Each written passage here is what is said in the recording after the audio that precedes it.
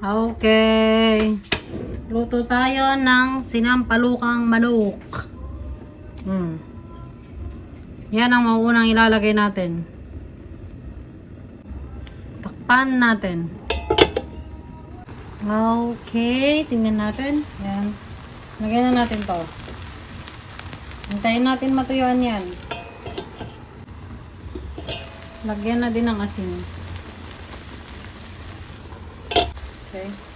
Pamintang buo. Dami pa ring tubig. Hintayin natin matuyuan. Haluin naman natin.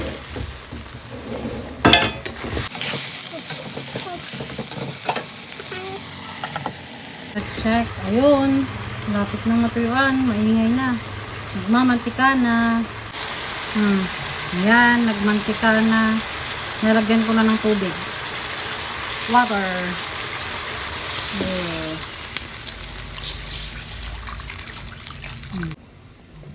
Pag kumulo na yan, lalagay na natin yung sampalok.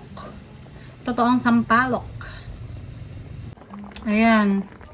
Kumukulo na. Patuyuan. Pakuluan natin kahit mga 5 minutes lang. Kasi nasangkot siya na ng 5 minutes kanina. Tapos lagay na natin yung sampalok. Okay, lagay na natin itong bunga ng sampalok. Pampaasim. Ayan. Nabitak na yung sampalok. Lagay na natin yung mga gulay.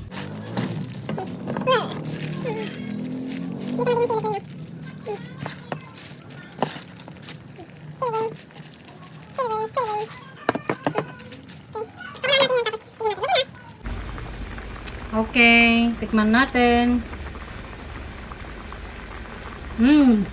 Hindi masarap. Ay, joke lang. Okay na. Ayan, naglasa na yung sampalok niya pero matabang pa, kulang pa sa alat. Lagyan natin ng asin.